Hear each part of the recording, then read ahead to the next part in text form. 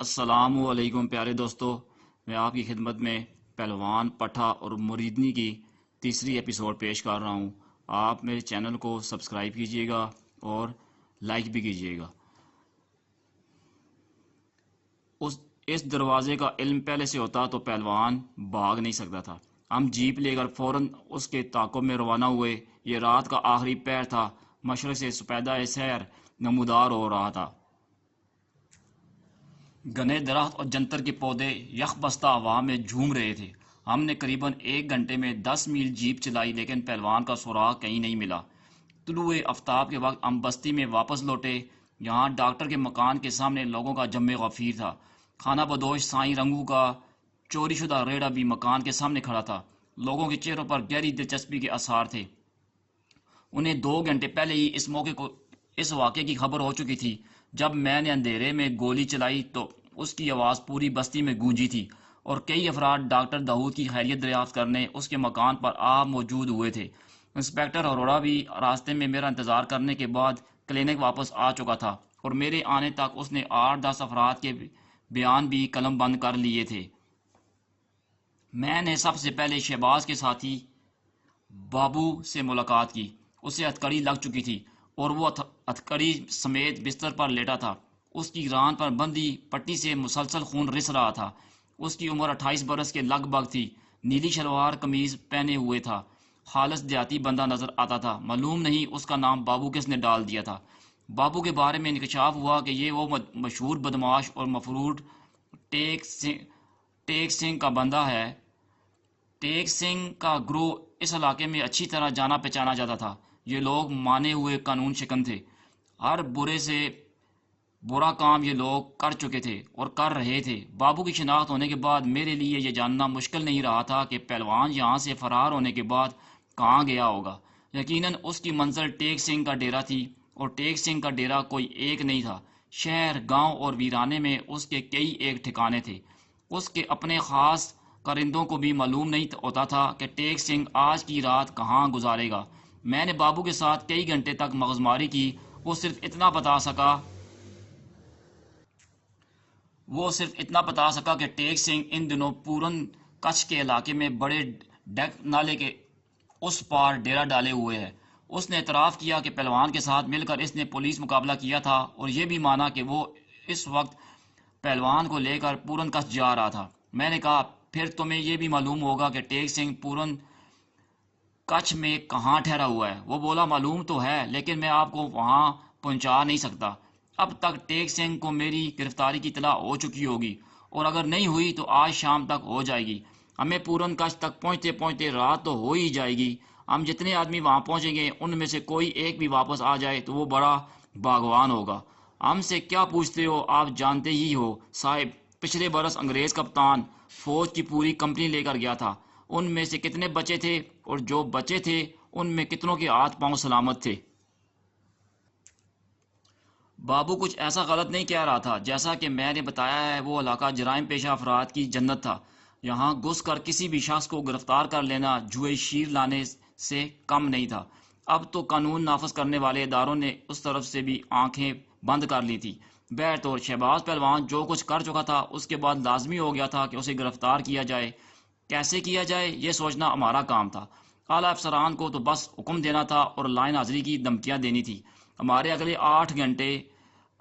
اگلے 8 ہفتے سخت بھاگ دوڑ میں گزرے۔ مجھے اچھی طرح یاد ہے اس دوران بقر عید بھی آئی، مگر نہ تو ہم گھر جا سکے اور نہ عید پڑھ سکے۔ ہم کپورتھلا سے قریباً 40 میل دور دریائے ستلج کی طرف ایک دشوار گزار علاقے میں تھے۔ اس علاقے کو کئی ناموں سے یاد کیا جاتا ہے، جن میں سے ایک پورن کچھ بھی ہے۔ یہاں امرتسر کے ایک بڑے زمیندار کا ریسٹ ہاؤس تھا۔ اس ریسٹ ہاؤس میں بجلی پانی کا اپنا انتظام تھا، اور چاروں طرف باڑ لگا کر اسے جنگلی جانوروں سے ہر طرح محفوظ کیا گیا تھا۔ زمیندار دھنی رام سنگھ ان دنوں ریسٹ ہاؤس میں ہی تھا۔ وہ پچھلے 1 ماہ سے شکار پر نکلا ہوا تھا۔ 7 نوکروں کی فوج تھی، 8-10 عربی گھوڑے تھے اور تازی کتوں کا غول تھا۔ اس کے علاوہ ایک بڑی خوبصورت چیز بھی دھنی رام کے پاس تھی، اور یہ ایک 16-17 سالہ گجراتی لڑکی تھی۔ عمر کے لحاظ سے یہ لڑکی دھنی رام کی بیٹیوں سے بھی چھوٹی تھی، مگر رشتے کے لحاظ سے بیوی تھی۔ بہترین نسل کے گھوڑوں کے ساتھ ساتھ دھنی رام سنگھ کو حسین عورتوں کا بھی شوق تھا۔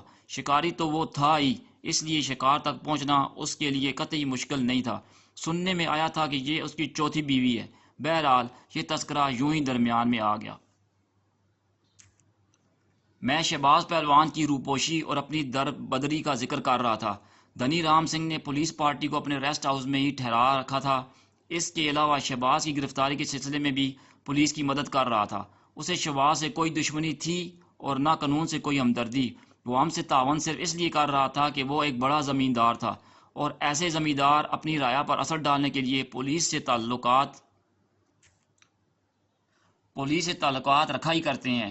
ریسٹ ہاؤس میں پولیس پارٹی کی خوب ٹہل سیوا ہو رہی تھی۔ اس کے علاوہ دھنی رام سنگھ کا ملازم خاص بجرنگ مختلف ایسے لوگوں کو ہمارے پاس لاتا رہتا تھا جن سے پہلوان یا ٹیک سنگھ کے بارے میں معلومات حاصل ہو سکتی تھی۔ اب تک کی تفتیش سے ہمیں اندازہ ہوا تھا کہ نہ صرف شہباز پہلوان ٹیک سنگھ کے پاس پہنچ چکا ہے، بلکہ اس کا چھوٹا بھائی ایاز عرف ایازی بھی، جو شہباز کے ساتھ ہی مفرور ہوا تھا، ٹیک سنگھ کے ٹھکانے پر موجود ہے۔ ٹیک سنگھ کا ٹھکانہ بھی ہماری نظر میں آ گیا تھا، مگر وہاں چھاپا مار کر شہباز کو گرفتار کرنا درندے کی کچھار میں سے اس کا شکار چھیننے کے برابر تھا۔ جوں جوں اعلی افسران کی طرف سے دباؤ بڑھ رہا تھا، ہماری بھاگ دوڑ بھی شدت پکڑ رہی تھی، لیکن فوری طور پر کامیابی کی کوئی صورت نظر نہیں آتی تھی۔ کسی وقت بیٹھے بٹھائے مجھے انسپکٹر نہال سنگھ پر سخت غصہ آنے لگتا۔ وہ خود تو 2 گولیاں کھا کر سورگ پدار گیا تھا اور ہماری جان مصیبت میں ڈال گیا تھا۔ اس نے ناڑی شکاری جیسا کردار ادا کیا تھا جو اپنے غلط نشانے سے شیر کو آدم خور بنا دیتا ہے اور ان گنت زندگیوں کو خطرے میں ڈال دیتا ہے۔ وہ ایک چمکیلی دوپہر تھی، نیم گرم ہوا خود رو پودوں سے اٹکیلیاں کرتی گزر رہی تھی۔ انسپکٹر اروڑا اندر کمرے میں سو رہا تھا۔ میں لان میں کرسی ڈالے بیٹھا تھا۔ بلال شاہ کے علاوہ 2 سپاہی بھی وہاں موجود تھے۔ وہ تینوں ایک 3 دن پرانے اخبار پر جھکے ہوئے اپنے اپنے مطلب کی خبر ڈھونڈنے کی کوشش کر رہے تھے۔ اچانک مین گیٹ کی طرف گھوڑے کی ٹاپ سنائی دی۔ میں نے سمجھا دھنی رام سنگھ کا کوئی شکاری ہوگا۔ یہ لوگ صبح سویرے اکثر مرغابی کے شکار سے واپس آتے تھے۔ خون آلود تھیلوں میں مرغابیاں یا جنگلی خرگوش بھرے ہوتے تھے، یا پھر کوئی فربا اندام سور گھوڑے پر لدا ہوتا تھا۔ لیکن اس وقت جو گھوڑ سوار مین گیٹ پر نظر آیا وہ شکاری نہیں تھا، نہ ہی میں نے پہلے اسے دیکھا تھا۔ وہ چوڑے چکلے سینے اور بے حد مضبوط جسم والا ایک 17-18 سالہ نوجوان تھا۔ رنگ گورا چٹا تھا، داڑھی ابھی بھر کر نہیں آئی تھی۔ نوجوان کی ریشمی قمیض گریبان سے پھٹی ہوئی تھی اور چہرے پر بائیں آنکھ کے نیچے چوٹ کا تازہ نشان تھا۔ وہ گھوڑے سے اتر کر سیدھا ہماری طرف آیا۔ اس کی چال میں پہلوانوں کی سی شان و شوکت تھی۔ السلام علیکم، اس نے دونوں ہاتھ ماتھے پر رکھ کر سلام کیا۔ وعلیکم السلام، بیٹھو۔ میں نے کرسی کی طرف اشارہ کیا۔ میں بھانپ چکا تھا کہ نوجوان کے لباس میں پستول، ریوالور وغیرہ موجود ہے۔ نوجوان نے اپنا تعارف کراتے ہوئے انکشاف کیا کہ وہ شہباز پہلوان کا بھائی ایاز عرف ایازی ہے۔ میں نے غور سے اس کا چہرہ دیکھا۔ بلا شبہ وہ شہباز کا بھائی تھا۔ سخت حیرت کی بات تھی کہ وہ اس وقت یہاں میرے سامنے بیٹھا تھا۔ اس کی حالت سے پتہ چلتا تھا کہ وہ کسی سے مارا ماری کر کے آیا ہے۔ اس نے اپنی قمیض کے نیچے ہاتھ ڈالا اور تہ بند کی ڈب سے ایک ریوالور اور 15-20 گولیاں نکال کر میرے سامنے تپائی پر رکھ دیں۔ وہ بولا، تھانے دار صاحب، میں نے کوئی جرم نہیں کیا۔ اگر کوئی جرم ہے تو صرف یہ ہے کہ میں نے اپنے بھائی کے ساتھ 8-10 ہفتے ٹیک سنگھ کے ڈیرے پر رہا ہوں۔ اب میری آنکھیں کھل گئی ہیں جناب۔ مجھے اچھے برے کی پہچان ہو گئی ہے۔ مجھے پتہ چل گیا ہے کہ کون کیا ہے۔ آخری الفاظ کہتے کہتے ایازی کا گلا رند گیا۔ میں سمجھ گیا کہ ایاز عرف ایازی چوٹ کھا کر آیا ہے۔ میں نے اس کا اسلحہ قبضے میں لیا، منہ ہاتھ دھلوایا اور لسی پانی کا انتظام کیا۔ ساتھ ساتھ ایازی سے باتیں بھی ہوتی رہیں۔ وہ شہباز پہلوان کے خلاف غم و غصے سے بھرا ہوا تھا۔ شہباز کے علاوہ اسے ٹیک سنگھ سے بھی شدید رنج پہنچا تھا۔ اس دوران انسپکٹر اروڑا بھی آنکھیں ملتا ہوا باہر لان میں آ گیا۔ میں نے اس کی نیند پوری طرح بھگانے کے لیے ایازی کا تعارف اس سے کرایا۔ اس کی نیند سچ مچ بھاگ گئی اور وہ آنکھیں پھاڑ پھاڑ کر ایازی کو دیکھنے لگا۔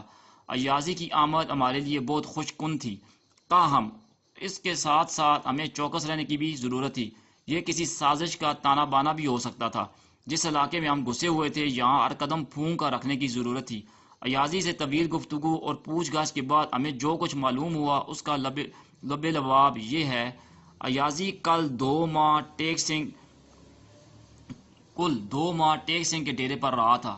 گھنے جنگل میں یہ بالکل عارضی سا ڈیرا تھا، کچے کوٹھے بنے ہوئے تھے۔ وہاں ٹیک سنگھ کے علاوہ 15-20 بندے اور بھی تھے، وہ سب مفرور تھے، ڈکیت اور قاتل تھے۔ ڈیرے میں شراب نوشی کی محفلیں جمتی تھیں اور جوا کھیلا جاتا تھا۔ وہاں ایک خوبصورت لڑکی بھی تھی، اس کا نام صفیہ تھا۔ صفیہ کے بارے میں ایازی کو پتہ چلا تھا کہ وہ امرتسر کی رہنے والی ہے۔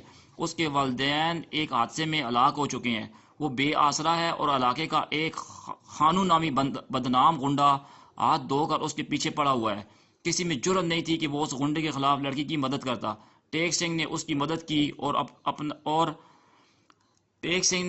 کی اور پناہ کا وعدہ کر کے اپنے ساتھ لے آیا۔ اب وہ لڑکی ڈیرے میں ٹیک سنگھ کے ساتھ رہتی ہے اور اسے بائی کہتی ہے۔ نوجوان ایازی کی باتوں سے پتہ چلا کہ وہ پہلی نگاہ میں ہی لڑکی کے تیر نظر کا شکار ہو گیا تھا۔ لڑکی بھی اس کی طرف مائل تھی اور اس خطرناک ماحول سے نکل جانا چاہتی تھی۔ علاقے کے بدنام ترین بدماش جب اکٹھے ہو کر شراب پیتے تھے، فحش گالیاں دیتے تھے اور برونا ڈانس کرتے تھے تو وہ بیچاری ڈر سہم کر کسی کونے میں دبکی رہتی تھی۔ اگر پورن کچھ سے باہر اسے شہری غنڈے خانوں کا خوف نہ ہوتا تو وہ ایک پل بھی یہاں رکنا پسند نہ کرتی۔ ایازی کو یہ ماحول ایک آنکھ نہیں بہا رہا تھا۔ وہ بھائی کی محبت میں سب کچھ چھوڑ کر اس ویرانے میں چلا آیا تھا، لیکن یہاں آ کر وہ دیکھ رہا تھا کہ بھائی دن بدن بدلتا جا رہا ہے۔ وہ جو سگریٹ کو بھی ہاتھ نہیں لگاتا تھا اب شراب پیتا تھا، گالیاں بکتا تھا اور بازیاں لگاتا تھا۔ اور ایک روز پہلے تو حد ہی ہو گئی، ایازی نے اپنے بھائی کو صفیہ کے ساتھ غیر حالت میں دیکھ لیا۔ اس کا خون کھول اٹھا۔ وہ بھائی جسے وہ باپ کی جگہ سمجھتا تھا کتنی بے دردی سے اس کے دل کا خون کر رہا تھا، یہ جانتے بوجھتے بھی کہ وہ صفیہ کو چاہتا ہے اور اس سے شادی کا خواہش مند ہے۔ شہباز اس کو اپنی باہوں میں بھر رہا تھا۔ یہ نظارہ کسی طور ایازی کے لیے قابل برداشت نہیں تھا۔ اس کی آنکھوں میں چنگاریاں بھر گئیں۔ نتائج سے بے پرواہ ہو کر وہ کمرے میں گھس گیا۔ اس کی آمد نے شہباز کو بکھلا کر رکھ دیا۔ وہ خجل نظروں سے ایازی کی طرف دیکھنے لگا، لیکن پھر اس نے سنبھالا لیا۔ اس کے چہرے پر راز کی جگہ غصے کی سرخی نظر آنے لگی، یعنی الٹا چور کوتوال کو ڈانٹنے والا معاملہ ہو گیا۔ شہباز غصے سے بولا کہ وہ بغیر پوچھے اندر کیوں گھس آیا ہے۔ ایازی بھی آتش فشاں کی طرح کھول رہا تھا۔ معلوم نہیں اس کے منہ سے کیا بات نکلی کہ شہباز آپے سے باہر ہو گیا۔ وہ خون آشام جانور کی طرح ایازی پر جھپٹا اور اسے مارنے لگا۔ ایازی نے بھی اینٹ کا جواب پتھر سے دینے کی کوشش کی، لیکن کچھ بھی تھا، شہباز طاقت میں اس سے کہیں بڑھ کر تھا۔ وہ ایک بھرپور جوان تھا، جبکہ ایازی کا جسم ابھی بڑھ رہا تھا اور زور پکڑ رہا تھا۔ شہباز نے لمحوں میں اسے دھنک کر رکھ دیا۔ بھائی کے سلوک نے ایازی کا دل چھلنی کر دیا۔ کل رات ہی اس نے ٹیک سنگھ کا ڈیرا چھوڑ دیا اور ڈیک نالا پار کر کے کھلے علاقے میں آ گیا۔ یہیں پر اسے معلوم ہوا کہ شہباز پہلوان کی تلاش میں آنے والی پولیس پارٹی نے پچھلے کئی ہفتوں سے دھنی رام سنگھ کے ریسٹ ہاؤس میں ڈیرے ڈالے ہوئے ہیں۔ وہ غصے میں بھرا ہوا تھا۔ اس نے سیدھا ریسٹ ہاؤس کا رخ کیا اور ہمارے پاس پہنچ گیا۔ جیسا کہ میں بتا چکا ہوں، ایاز کی آمد ہمارے لیے نہایت نیک شگون تھی۔ اب یہ ہمارا کام تھا کہ اس شگون کو زیادہ سے زیادہ نیک کیسے بنایا جائے۔ شہباز کی گرفتاری کے سلسلے میں ایازی ہمیں بہت مفید مشورے دے سکتا تھا۔ وہ 2 ماہ ٹیک سنگھ کے ڈیرے پر رہا تھا اور وہاں کی ہر اونچ نیچ سے واقف تھا۔ میں نے محسوس کیا کہ وہ دل و جان سے بھائی کے خلاف ہو چکا ہے اور چاہتا ہے کہ اسے اپنے کیے کی قرار واقعی سزا ملے۔ اگلے 24 گھنٹے میں ایازی نے ثابت کر دیا کہ وہ واقعی بھائی سے سارے ناطے توڑ چکا ہے اور پوری نیک نیتی کے ساتھ پولیس سے تعاون پر آمادہ ہے۔ ایازی کی مایوسی دیکھ کر اندازہ ہوتا تھا کہ پچھلے 2-3 ماہ میں شہباز پہلوان گمراہی کے راستے پر بڑی تیزی سے آگے بڑھا ہے۔ ایازی نے ہمیں ایک نہایت کارآمد بات بتائی۔ اس نے کہا 2 ہفتے بعد دیوالی ہے اور ٹیک سنگھ کا ارادہ ہے کہ دیوالی امرتسر جا کر دیکھی جائے۔ ایک روز رات کو اپنے ایک ساتھی آشو خان سے یہ بات کر رہا تھا۔ میں نے کسی طرح یہ باتیں سن لی تھیں۔ مجھے یہ بھی پتہ چلا تھا کہ اگر وہ لوگ دیوالی پر گئے تو شہباز بھی ان کے ساتھ جائے گا اور وہاں اسے پہلی دھار کی خاص شراب پلائیں گے۔ مجھے امید کی کرن دکھائی دینے لگی۔ ہمیں کسی ایسے ہی موقع کی تلاش تھی۔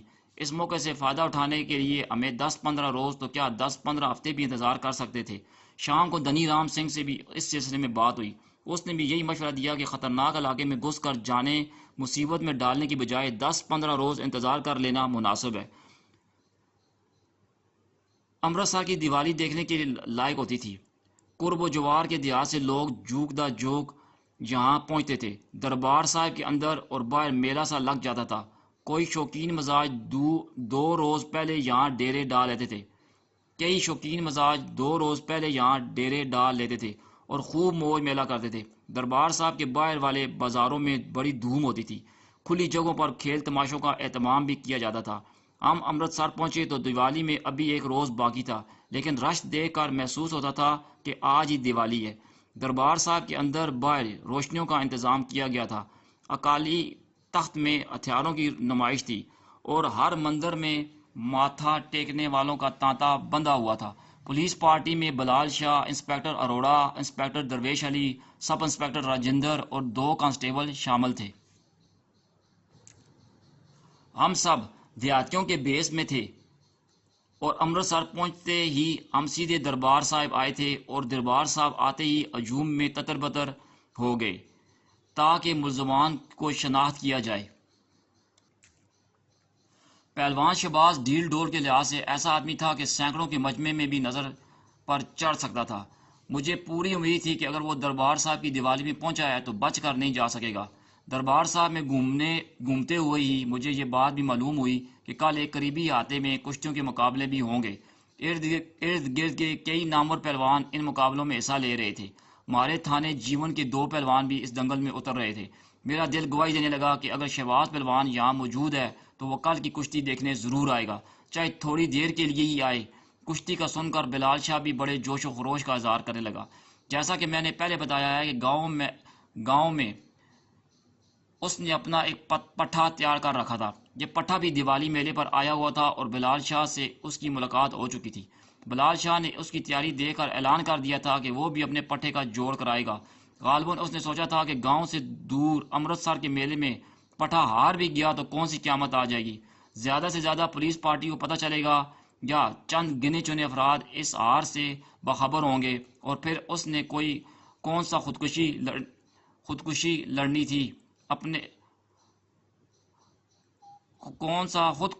تھی اپنے پٹھے کو ہی لڑانی تھی۔ اسے پتہ نہیں تھا کہ کیا مصیبت اس کے گلے پڑنے والی ہے۔ اگلے روز دوپہر کو کشتیوں کا آغاز ہوا۔ پہلی 1-2 کشتیاں تو صاف طور پر نورا نظر آ رہی تھیں، پھر کچھ صحیح کشتیاں بھی ہوئیں۔ دھیرے دھیرے دنگل میں گرمی پیدا ہوتی گئی۔ ڈول زور و شور سے بج رہے تھے، بنگڑے ڈالے جا رہے تھے اور جیتنے والے پہلوانوں پر پھولوں کی پتیاں نچھاور ہو رہی تھیں۔ اس تماشے کے ارد گرد پولیس پارٹی کے ارکان سادہ کپڑوں میں موجود تھے اور ہر مشکوک شخص پر نظر رکھے ہوئے تھے۔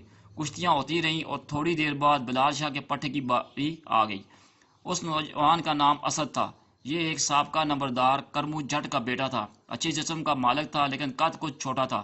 اوپر سے اسے بلال شاہ جیسا پیر استاد ملا ہوا تھا۔ کشتی شروع ہوئی تو مخالف پہلوان نے اسے پہلا داؤ ہی ایسا مارا کہ وہ 5 فٹ ہوا میں اچھل کر بلال شاہ کے قدموں میں جا گرا۔ چت ہونے میں بس تھوڑی سی کسر رہ گئی تھی۔ حریف پہلوان نے اسے دبوچ لیا اور سینے کے زور سے رگید کر چاروں شانے چت کرنے کی کوشش کرنے لگا۔ پٹھے سے زیادہ بلال شاہ کا اپنا زور لگ رہا تھا۔ وہ چیخ کر اسے داؤ بتا رہا تھا۔ کبھی اکڑوں بیٹھتا تھا، کبھی اپنا سر زمین سے لگا دیتا تھا، کبھی بے بسی سے ہماری طرف دیکھنے لگتا تھا۔ داؤ بتاتے بتاتے اسے نہ جانے کیا سوجی کہ اس نے اکھاڑے میں پاؤں رکھ دیا۔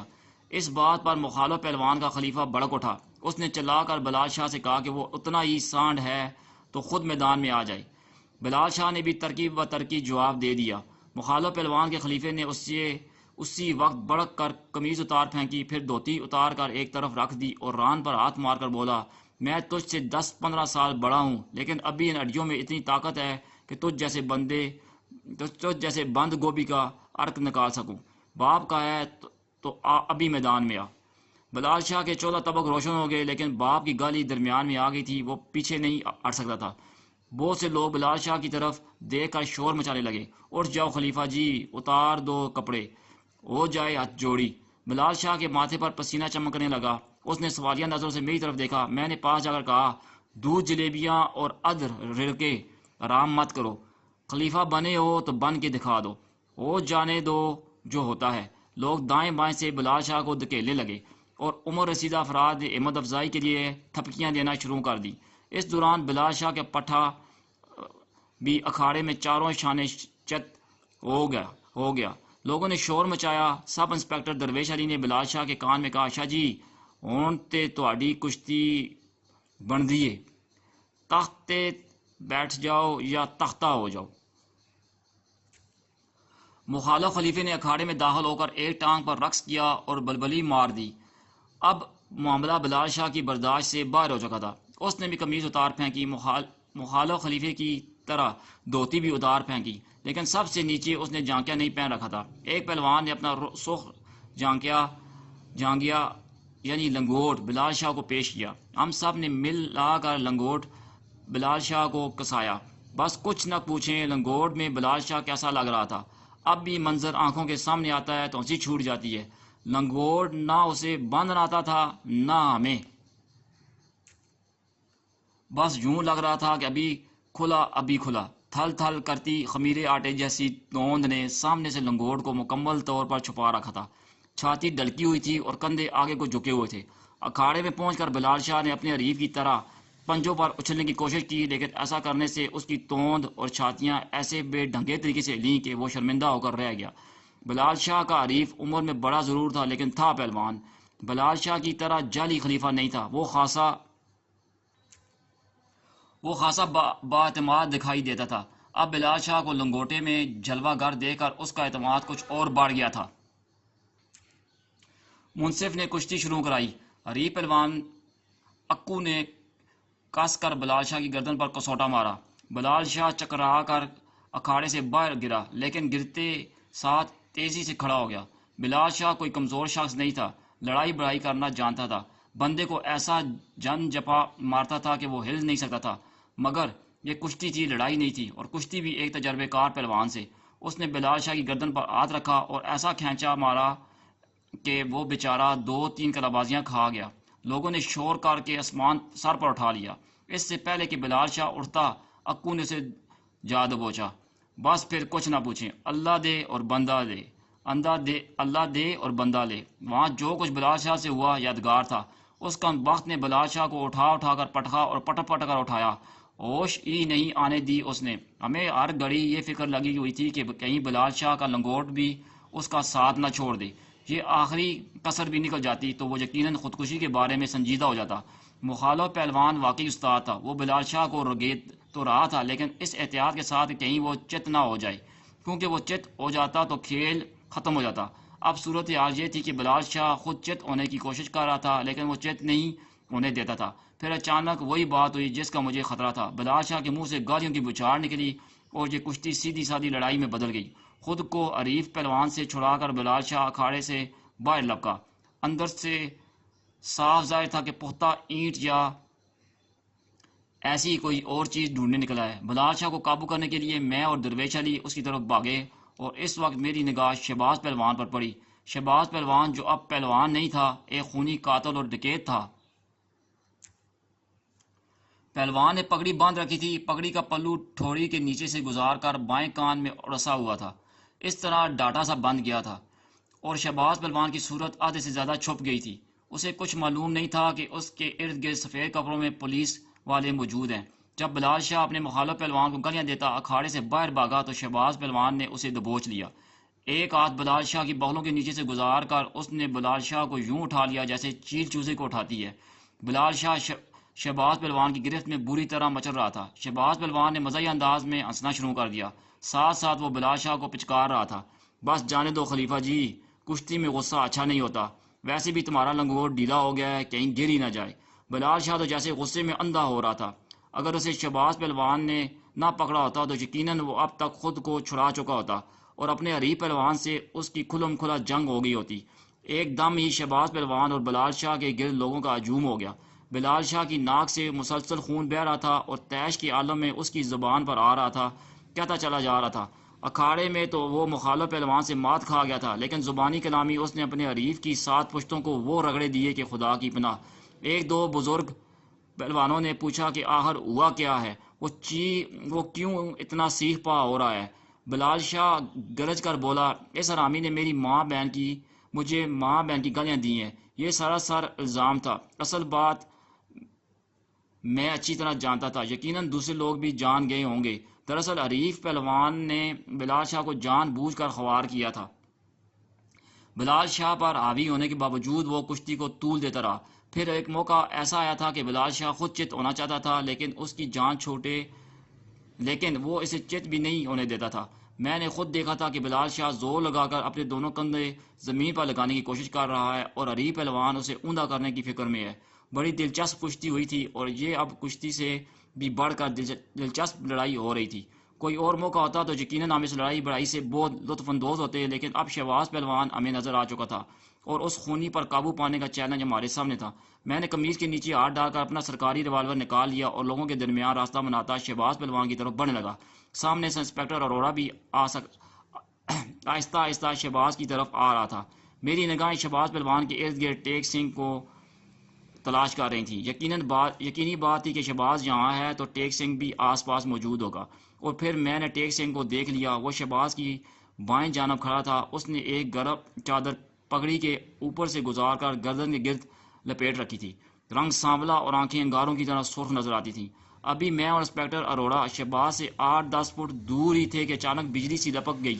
شہباز کے پیچھے سے سب انسپکٹر راجندر برآمد ہوا اور ست سری اکال کا نعرہ لگا کر اس نے شہباز کو اپنے بازو میں جکڑ لیا۔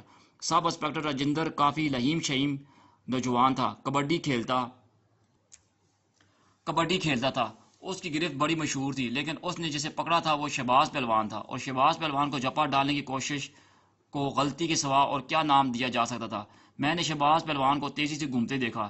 چند لمحوں کے لیے راجندر نے شہباز پر گرفت قائم رکھنے کی کوشش کی، پھر پستیوں میں ایک زوردار کونی کھائی اور اچھل کر دور جا گرا۔ اتنے میں سب انسپکٹر درویش علی بھی شہباز پر جا پڑا۔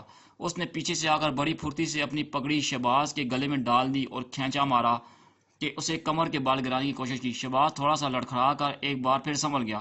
شاید درویش علی کا دوسرا جھٹکا اسے گرا ہی دیتا، لیکن اس دوران ٹیک سنگھ حرکت میں آ گیا۔ درویش علی ٹیک سنگھ کی موجودگی سے بالکل بے خبر تھا۔ ٹیک سنگھ نے اپنی چادر کے نیچے سے کاربین نکالی اور اس کا دستہ بڑے زور سے درویش علی کی گردن پر مارا۔ درویش علی کے ہاتھ سے پگڑی چھوٹ گئی اور وہ لہرا کر اوندے منہ اکھاڑے میں جا گرا۔ ایک دم شہباز نے بھی اپنے لباس کے اندر سے ولایتی ریوالور نکال لیا۔ ٹیک سنگھ اور شہباز اندھا دھند ہوائی فائرنگ کرتے مخالف سمت میں بھاگے۔ ریوالور میرے ہاتھ میں تھا، لیکن میں فائر نہیں کر سکتا تھا۔ چاروں طرف بھگدڑ مچی ہوئی تھی اور گولیاں کسی کو بھی لگ سکتی تھیں۔ انسپکٹر اروڑا نے چند ہوائی فائر کیے اور چلا کر شہباز کو رکنے کا حکم دینے لگا۔ اس چیخو پکار کا بھلا کیا اثر ہونا تھا؟ ہم آگے پیچھے بھاگتے اکھاڑے سے کوئی ایک فرلانگ آگے نکل آئے۔ یہ دربار صاحب کا پچھواڑا تھا۔ یہاں ایک چھوٹے چوک سے 3 گلیاں مختلف سمتوں میں نکلتی تھیں۔ درمیان والی گلی میں خاکی رنگ کی ایک کھٹارا جیپ کھڑی ہوئی تھی۔ شہباز، ٹیک سنگھ اور ان کا ایک ساتھی بھاگتے ہوئے جیپ میں سوار ہو گئے۔ جیپ کا رخ ہماری طرف تھا۔ اس کے اندر ڈرائیور پہلے سے موجود تھا۔ ڈرائیور نے پھرتی سے جیپ ریورس کی۔ وہ اسے واپس موڑنا چاہتا تھا، لیکن گلی تنگ تھی۔ جیپ کا رخ مڑتے مڑتے ہم بھاگنے والوں کے سر پر پہنچ سکتے تھے۔ میرے دل میں امید کی کرن روشن ہوئی کہ شاید ہم شہباز اور ٹیک سنگھ کو گھیر لیں، لیکن پھر ہماری آنکھوں نے طاقت کا ایک زبردست مظاہرہ دیکھا۔ شہباز پہلوان جسپ لگا کر جیپ سے اترا، جیپ کے پچھلے بمپر پر ہاتھ ڈالا اور دونوں پہیے اٹھا کر جیپ کو گھما ڈالا۔ رخ مڑتے ہی جیپ کمان سے نکلے تیر کی طرح بڑی سڑک کی طرف گئی۔ میں نے شہباز پہلوان کو بھاگ کر جیپ میں کودتے اور اوجھل ہوتے دیکھا۔ اس وقت جیپ سے میرا فاصلہ 20 گز کے قریب تھا۔ اس موقع پر میں نے بڑی احتیاط سے جیپ کے ٹائروں میں 3 گولیاں چلائیں، لیکن نشانہ خطا گیا۔ جیپ شور مچاتی، دھول اڑاتی بڑی سڑک کی طرف نکل گئی۔ سری امرتسر کی دیوالی سے شہباز اور ٹیک سنگھ کا نکل بھاگنا کوئی معمولی واقعہ نہیں تھا۔ یہ واقعہ یوں کچھ اور سنگین ہو گیا تھا کہ جیپ میں فرار ہوتے وقت ملزموں نے بڑی سڑک کے موڑ پر ایک سائیکل سوار کو بھی رون ڈالا تھا۔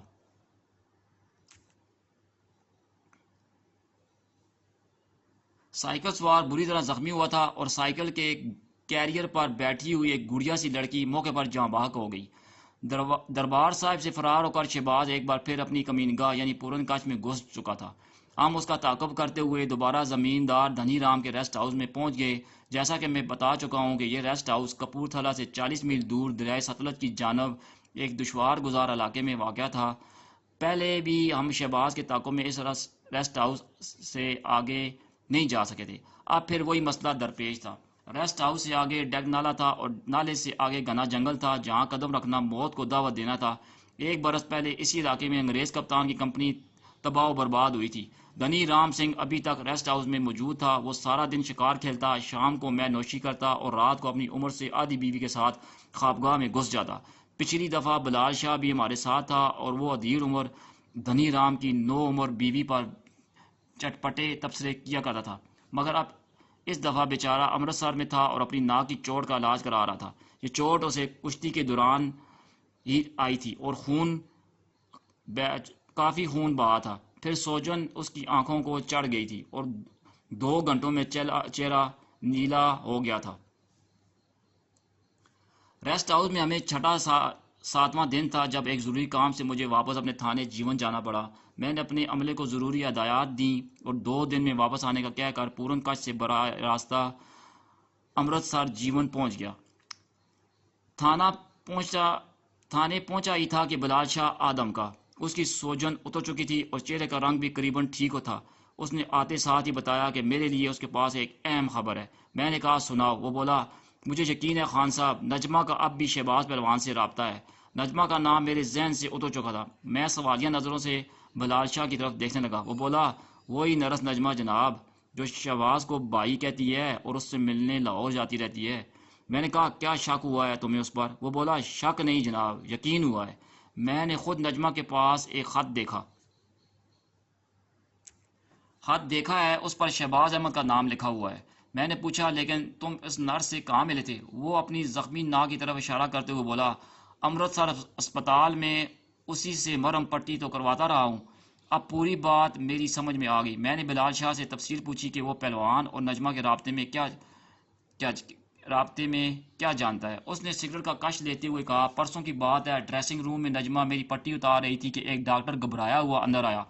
اس نے نجمہ سے کوئی ٹیکا مانگا جو کسی بے ہوش مریض کو لگایا جاتا تھا۔ یہ ٹیکا ڈریسنگ روم کی الماری میں رکھا تھا۔ الماری کی چابی نجمہ کے پاس تھی۔ اس نے اپنے سفید کوٹ کی جیبوں میں چابی ڈھونڈی لیکن وہ نہیں ملی۔ ڈاکٹر اسے جھڑکنے لگا۔ نجمہ پہلے ہی گھبرائی ہوئی تھی اور گھبرا گئی۔ جلدی جلدی اپنی جیبیں اور میز کی دراز وغیرہ دیکھنے لگی۔ گھبراہٹ میں اسے پتہ ہی نہیں چلا کہ اس نے اپنی جیب سے کچھ چیزیں نکال کر سامنے میز پر رکھ دی ہیں۔ ان میں جیبی رومال، روپے اور کاغذات وغیرہ تھے۔ انہی کاغذات میں مجھے ڈاک کا ایک لفافہ نظر آ گیا۔ اس پر امرتسر کے گروالی دروازے کا پتہ لکھا تھا اور نیچے لکھنے والے کا نام شہباز احمد لکھا ہوا تھا۔ میرا جی چاہ کہ نظر بچا کر یہ لفافہ اٹھا لوں مگر موقع نہیں ملا۔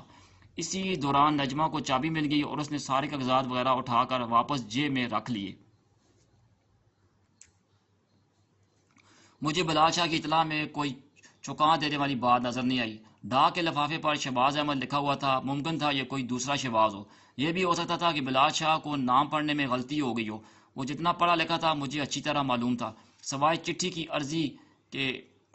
عرضی کے وہ خود کوئی خط نہیں لکھ سکتا تھا۔ چھٹی کی عرضی میں بھی وہ بخدمت اور عرض ہے لکھنا اس کا پرانا مشغلہ ہے۔ میں نے کہا اچھا جی، ہو سکتا ہے یہ کوئی اور شہباز احمد ہو یا پھر… بلال شاہ کی آنکھوں میں چمک نظر آنے لگی۔ میری بات کاٹ کر بولا آپ تو خواہ مخواہ ٹھنڈے دودھ پر پھونکے مار رہے ہیں۔ اتنی اہم اطلاع آپ کو دے رہا ہوں اور آپ کو قدر ہی کوئی نہیں۔ اس خط والی بات کو تو اب پوری تصدیق ہو گئی، 1% بھی شک نہیں رہا ہے اس میں۔ کیا مطلب؟ میں نے دلچسپی سے پوچھا۔ وہ بولا دیکھیں خان صاحب، ذرا غور کریں۔ پرسوں میں نے نجمہ کے پاس وہ خط دیکھا اور آج صبح مجھے پتہ چلا ہے کہ وہ اپنے بھائی حسنین کے ساتھ دیال پور جا رہی ہے۔ دیال پور کا نام سن کر میری دلچسپی میں اضافہ ہوا۔ یہ چھوٹا سا قصبہ کپورتھلا سے قریباً 35 میل دور پورن کچھ کی سرحد پر واقع تھا۔ یہاں ایک پولیس چوکی اور سکھوں کی ایک چھوٹی سی زیارت بھی تھی۔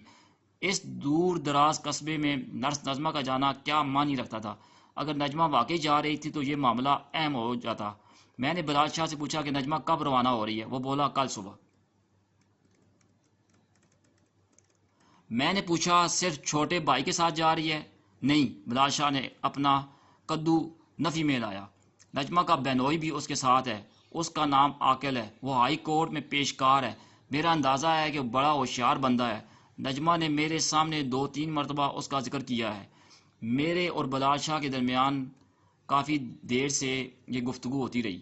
کافی دیر یہ گفتگو ہوتی رہی۔ آخر یہ فیصلہ ہوا کہ دو ہوشیار مخبر نجمہ کے پیچھے لگا دیے جائیں اور وہ 24 گھنٹے اس پر نگاہ رکھیں۔ جیون تھانے میں اپنا کام ختم کرنے کے بعد میں پھر پورن کچھ روانہ ہو گیا۔ اس دفعہ بلال شاہ بھی میرے ساتھ تھا۔ کپورتھلا سے قریباً 3 میل آگے بڑی سڑک سے ایک چھوٹی سڑک اس قصبے کی طرف جاتی تھی جہاں نجمہ کو جانا تھا۔ دیال پور نامی یہ قصبہ صرف 4 میل کے فاصلے پر تھا، لیکن ہمارا وہاں جانا ٹھیک نہیں تھا۔ ویسے بھی دو مخبر سائی کی طرح نجمہ اور اس کے بہنوئی کے ساتھ چپکے ہوئے تھے۔ ہم وہاں جا کر اور کیا تیر مار رہے تھے۔ ان دونوں مخبروں کے پاس دھنی رام سنگھ کے ریسٹ ہاؤس کا مکمل پتہ موجود تھا۔ کوئی اہم اطلاع ہوتی تو وہ فوراً ہم سے رابطہ قائم کر سکتے تھے۔ شام سے تھوڑی دیر پہلے ہم واپس ریسٹ ہاؤس پہنچ گئے۔ ریسٹ ہاؤس کی رات بڑی افسانوی قسم کی ہوئی تھی۔ وہ ہوا ویران درختوں میں خراٹے برتی ہوئی گزرتی اور راحت کے سناٹے میں میلوں دور سے جنگلی جانوروں کی آوازیں سنائی دیتی۔ کبھی کبھی کوئی گیدڑ ریسٹ ہاؤس کے بالکل نزدیک چلا آتا اور اچانک چیخ کر سونے والوں کا سکون درم برم کر دیتا۔ جب کبھی ایسا آتا تو چوکیداری کرنے والے کتے زور زور سے بھونکنے لگتے اور استبل کی پختہ دیواریں گھوڑوں کی انہناٹ سے گونج اٹھتی۔ گھوڑوں کا انگریز سائز رابرٹ انہیں چپ کرانے کے لیے زور زور سے آوازیں نکالتا اور اس کی آواز استبل کے روشن دانوں سے نکل کر ریسٹ ہاؤس کے ہر کمرے میں پہنچ جاتی۔ وہ رات بھی کچھ اسی طرح کی تھی۔ ہلکی بوندا باندی نے سردی میں کچھ اور اضافہ کر رکھا تھا۔ میں بلال شاہ، انسپکٹر اروڑا اور sub inspector Rajendra rest house کے ایک کشادہ کمرے میں موجود تھے۔ انسپکٹر اروڑا اور راجندر تو بالترتیب 6 اور 4 پیگ پی کر سرے شام ہی سو گئے تھے۔ صرف میں اور بلال شاہ جاگ رہے تھے۔ بلال شاہ آج کافی ہلکے پھلکے موڈ میں تھا۔ اس میں ایک بڑی اچھی عادت تھی، چھوٹی موٹی غلطیاں وہ تسلیم نہیں کرتا تھا، لیکن جب کوئی بڑی غلطی ہو جاتی تھی تو فوراً تسلیم کر لیتا تھا۔ امرتسر کی دیوالی میں جو غلطی ہو گئی تھی اسے بھی اس نے تسلیم کر لیا۔ دنگل کے آدھ پون گھنٹے بعد جب اس کا غصہ اتر گیا تو وہ خود مخالف پہلوان کے پاس گیا اور اس سے بغلگیر ہو کر صلح صفائی کی تھی۔ اس کے علاوہ اس نے یہ بھی تسلیم کر لیا کہ وہ شغل میں اکھاڑے میں اتر آیا تھا، ورنہ اسے پہلوانی کا کوئی خاص تجربہ نہیں۔ ہم اپنے اپنے بستر پر لیٹے ہوئے دیوالی کی باتیں ہی کر رہے تھے کہ اچانک کسی گھوڑے کی تیز ٹاپیں سنائی دیں۔ پھر کوئی مین گیٹ کے سامنے رک کر اونچی آواز میں چوکیدار سے باتیں کرنے لگا۔ میں نے لحاف میں سے ہاتھ نکال کر کمرے کی کھڑکی ذرا سی کھولی اور باہر جھانکنے کی کوشش کی۔ مجھے دکھائی تو کچھ نہیں دیا مگر سنائی دے گیا۔ اس ٹھٹھتی ہوئی شب میں 10 بجے کے قریب جو شخص چوکیدار سے باتیں کر رہا تھا وہ میرے مختبر صلاح الدین عرف سلو کے سوا اور کوئی نہیں تھا۔ سلو ان 2 افراد میں سے ایک تھا جنہیں صرف ایک روز پہلے ہم نے نرس نجمہ پروین کے پیچھے لگایا تھا۔ اگر وہ دیالپور سے 10 میل کا فاصلہ طے کر کے ریسٹ ہاؤس ڈھونڈتا ہوا یہاں پہنچا تھا تو یقیناً کوئی خاص بات تھی۔ اتنی دیر میں بلال شاہ بھی سلو کی آواز پہچان چکا تھا۔ میرے ساتھ ساتھ وہ بھی اچھل کر لحاف سے باہر آیا۔ ہم دروازہ کھول کر برآمدے میں نکلے اور وہاں سے صحن میں پہنچ گئے۔ چوکیدار، یہ اپنا آدمی ہے، میں نے بلند آواز میں کہا۔ چوکیدار نے مڑ کر میری طرف دیکھا، پھر سلو کو راستہ دے دیا۔ سلو گھوڑے کو کھینچتا ہوا ہمارے قریب لے آیا۔ وہ اور گھوڑا دونوں ہانپ رہے تھے۔ میں نے ایک شیڈ کی طرف اشارہ کرتے ہوئے سلو سے کہا وہ گھوڑا وہاں باندھ دے۔ سلو بے قراری سے نفی میں سارا لانے لگا۔ نہیں حضور، اتنا وقت نہیں۔ اس نے میواتی لہجے میں سرگوشی کی۔ آپ بس کھڑے کھڑے نکل چلیں میرے ساتھ، اس سالے کا کھوج لگا لی ہے ہم نے۔ کس کی بات کر رہے ہو؟ میں نے پریشانی سے پوچھا۔ شہباز پہلوان کی حضور، وہ خانہ بدوشوں کی ایک بستی میں ہے۔ وہ کیا نام ہے اس حرام جادی کا؟ نجمہ اور اس کا بہنوئی بھی اسی بستی میں ہے۔ آپ جتنی بھی ہو سکے پولیس فورس ساتھ لے لیں، گھیر لیویں گے بستی کو۔ چھوٹی سی بستی ہے، زیادہ سے زیادہ 20-25 گھر ہویں گے۔ سلو کی بات پر یقین کرنے کے سوا اور کوئی چارہ نہیں تھا۔ وہ ہوش مند مخبر تھا، نشہ وغیرہ بھی نہیں کرتا تھا۔ اسے کیا ضرورت تھی غلط اطلاع دینے کی؟ میں نے پوچھا بستی کتنی دور ہے یہاں سے؟ وہ بولا یہاں کوئی 6 میل کا راستہ ہوئے گا۔ میں 1 گھنٹے میں یہاں پہنچ گیا ہوں۔ آپ دعا کریں وہ لوگ ابھی وہیں پر ہوں۔ میرے اشارے پر بلال شاہ نے ریسٹ ہاؤس میں فوراً غل کپاڑا مچا دیا۔ انسپکٹر اروڑا اور سب انسپکٹر راجندر سمیت وہاں موجود ہر ذی روح جاگ گیا، یہاں تک کہ دھنی رام سنگھ بھی اپنی دھوتی کا پلو درست کرتا اور بڑبڑاتا ہوا باہر نکل آیا۔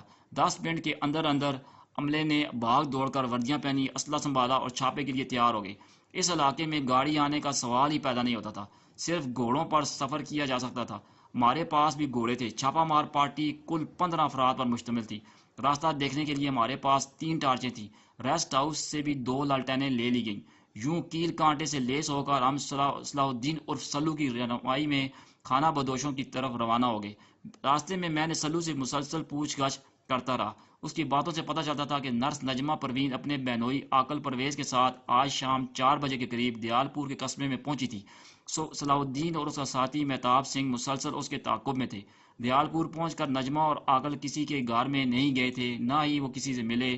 عاقل نے قصبے کی ایک دکان سے نان پکوڑے خریدے، پھر کھیتوں میں بیٹھ کر انہوں نے کھانا کھایا اور تھوڑی دیر وہاں سستانے کے بعد پیدل ہی ڈیک نالے کی طرف چل دیے۔ اس وقت تک شام ہو چکی تھی۔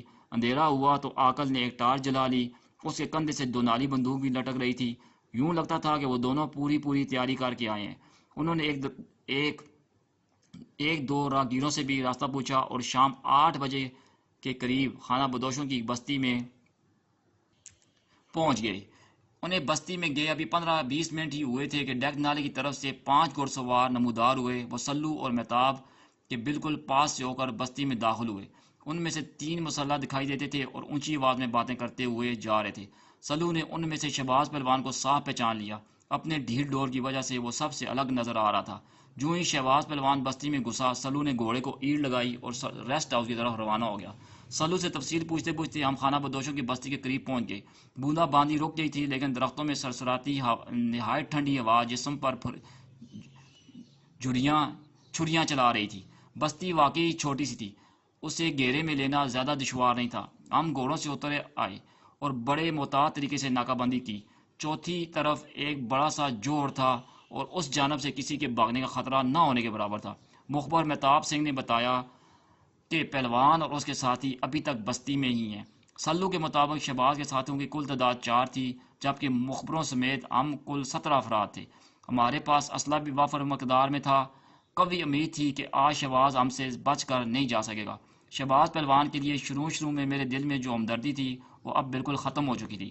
اس کے چھوٹے بھائی نے ٹھیک ہی کہا تھا کہ ٹیک سنگھ کے ساتھ رہ کر شہباز بھی ٹیک سنگھ ہی بن گیا ہے۔ چند روز پہلے اس نے امرتسر کی دیوالی میں جس طرح اندھا دھند گولیاں چلائی تھیں، وہ خود کو بچاتے ہوئے جس طرح ایک پھول سی بچی کو جیپ تلے روندا تھا، اس سے ظاہر ہوتا تھا کہ وہ ایک بے رحم بدماش کے روپ میں ڈلتا جا رہا ہے۔ اب شواہد سے یہ اندازہ ہو رہا تھا کہ اس نے نرس نجمہ کو خط لے کر یہاں بلایا ہے۔ سمجھ میں نہیں آ رہا تھا کہ نجمہ کو یہاں بلانے کا کیا مقصد ہے۔ کبھی کبھی یہ شبہ بھی ہوتا تھا کہ شاید سورگ باشی انسپکٹر نہال سنگھ کی بات درست ہی ہے۔ اس نے کہا تھا کہ بھائی بہن کا تو بس چکر ہی ہے، ورنہ نجمہ اور شہباز میں عشق معشوقی کا معاملہ ہے۔ پہلے نجمہ شہباز سے ملنے لاہور جاتی تھی، اب ویرانے میں چلی آئی تھی۔ عین ممکن تھا کہ بہنوئی کو بھی اصل معاملے کی خبر نہ ہو اور یہاں پہنچ کر نجمہ شہباز کے ساتھ 9-2-11 ہو جائے۔ رہ کر خیال آ رہا تھا کہ جو شخص چھوٹے بھائی کے پیار پر ڈاکہ ڈال سکتا ہے، وہ کسی بھی رشتے کی دھجیاں کھیڑ سکتا ہے۔ چھاپا مار پارٹی کے ارکان نے محفوظ جگہوں پر پوزیشنیں سنبھال لیں۔ اس کے بعد فیصلہ یہ ہوا کہ میں اور سب انسپکٹر راجندر 2 کانسٹیبلوں کے ساتھ اندر جائیں گے اور شہباز پہلوان سے ہتھیار رکھوانے کی کوشش کریں گے۔ ابھی ہم اس منصوبہ بندی میں مصروف تھے کہ دائیں جانب جھاڑیوں میں آہٹ ہوئی، پھر ایک ساتھ کئی دھماکے ہوئے اور گولیاں سنسناتی ہوئی ہمارے سروں پر سے گزر گئیں۔ ایک گولی سب انسپکٹر درویش علی کے پیٹ میں لگی اور وہ تڑپ کر زمین پر جا گرا۔ ہم نے بھاگ کر درختوں کے پیچھے آڑ لینا چاہی تو پہلو کی طرف سے بھی گولیاں چلنے لگیں۔ چند لمحوں کے لیے کچھ سمجھ میں نہیں آیا کہ یہ کیا ہو رہا ہے۔ گولیاں بستی کی طرف سے نہیں، ڈیک نالے کی طرف سے آ رہی تھیں۔ فائرنگ ایک دم شروع ہوئی تھی اور اتنی شدت سے ہوئی تھی کہ پولیس پارٹی تتر بتر ہو کر رہ گئی۔ پھر دیکھتے ہی دیکھتے بستی کی طرف سے بھی اکا دکا فائر ہونے لگے۔ گٹا ٹوپ اندھیرے میں کچھ پتہ نہیں چل رہا تھا کہ کون کس پر گولی چلا رہا ہے۔ ڈیک نالے کی طرف سے گائے ست سری اکال کے نعرے بھی سنائی دے رہے تھے۔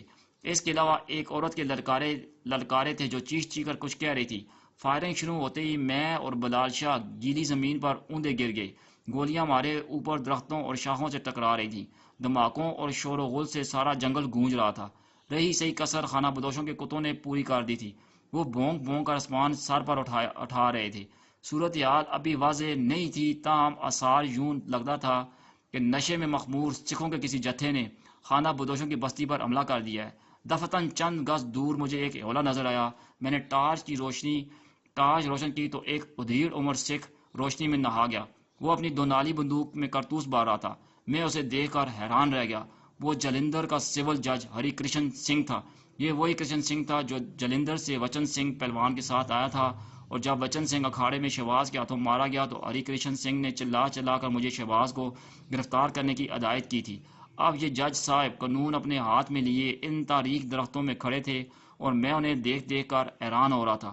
خبردار، میں نے گرج کر کہا۔ میرا ریوالور ٹارچ کی آگے تھا اور جج ہری کرشن سنگھ اسے صاف دیکھ سکتا تھا۔ وہ چونک کر سیدھا کھڑا ہو گیا۔ اس دوران فائرنگ ایک دم رک گئی تھی۔ میں اٹھ کر ہری کرشن سنگھ کے پاس پہنچا۔ جج صاحب، آپ یہاں؟ اب وہ بھی مجھے پہچان چکا تھا۔ چند دموں کے لیے اس کے چہرے پر پریشانی کے سائے لہرائے، لیکن پھر فوراً ہی اسے اپنی افسرانہ سج دج واپس آ گئی۔ وہ باروب لہجے میں بولا، یہی سوال میں تم سے بھی کر سکتا ہوں۔ میں نے کہا، ہم تو یہاں شہباز کی گرفتاری کے لیے آئے تھے۔ وہ بولا، ہم کو بھی یہی اطلاع ملی تھی، لیکن پولیس پارٹی پر حملہ کیا گیا ہے۔ میں نے احتجاج کرتے ہوئے کہا۔ وہ قدرے حیرت سے بولا، یہ میں تم سے ہی سن رہا ہوں کہ یہاں کوئی پولیس پارٹی بھی موجود ہے۔ بستی کے اندر سے بلند ہونے والی گرجدار آوازوں نے ہماری گفتگو کو آگے بڑھنے سے روک دیا۔ ٹارچ کی روشنی میں ہم بستی کی طرف بڑھے تو یہاں مسلح سکھوں کا جمگٹھا سا نظر آیا۔ ان کی تعداد 20 سے کم نہیں تھی۔ سب کے سب رائفلوں، کلاڑیوں اور ریوالوروں سے مسلح تھے۔ ان میں ایک ہٹی کٹی عورت بھی تھی۔ اس نے مردوں کی طرح کمر سے گولیوں کی پٹی باندھ رکھی تھی اور اکڑ اکڑ کر چل رہی تھی۔ جیسا کہ بعد میں پتہ چلا کہ یہ ہلاک ہونے والے پہلوان وچن سنگھ کی بڑی بابچ تھی۔ اس نے سوگند کھا رکھی تھی کہ شہباز پہلوان سے اپنے دیور کی موت کا بدلہ ضرور لے گی۔ ان لوگوں کو بھی کل شام ہی پتہ چلا تھا کہ شہباز پہلوان اپنی ایک رشتہ دار سے ملنے بدھ کی رات دیپال پور کے قریب خانہ بدوشوں کی بستی میں آئے گا۔ بجائے اس کے کہ اس بات کی اطلاع پولیس کو دی جاتی، وچن سنگھ کے رشتہ داروں نے خود ہی شہباز سے نمٹنے کا فیصلہ کیا۔ پوری تیاری کے ساتھ یہ لوگ یہاں پہنچے اور بستی پر حملہ بول دیا، لیکن نشے میں چور ان حملہ آوروں کو یہ پتہ نہیں تھا کہ یہاں پہلے سے پولیس پارٹی گھات لگائے بیٹھی ہے۔ نتیجہ یہ ہوا کہ اندھیرے میں وہ پولیس پارٹی سے ہی ٹکرا گئے۔ یعنی ان سکھوں نے رات کے 12 بجے کے قریب پورا سکھوں والا کام کیا۔ اس ہنگامے کا جو نتیجہ نکلا وہ بڑا تکلیف دہ تھا۔ افراتفری کا فائدہ اٹھا کر شہباز اور اس کے ساتھی بآسانی بستی سے فرار ہو گئے۔ یعنی 2 ملوانوں میں مرغی حرام ہو گئی۔ جب ہم بستی میں پہنچے تو وہاں شہباز تھا نہ اس کے ساتھی اور نہ نجمہ۔ اس کے علاوہ ہنگامے میں سب انسپکٹر درویش علی اور وچن سنگھ پہلوان کے 2 رشتہ دار بھی زخمی ہوئے۔ بستی کے سانسی سردار تلکو رام سے پوچھ گچھ کی گئی۔ وہ چرس اور تاڑی کا رسیا ایک بھیانک صورت والا شخص تھا۔ اس کی 3 بیویاں تھیں۔ اس نے بتایا کہ ٹیک سنگھ علاقے کا خطرناک ترین شخص ہے۔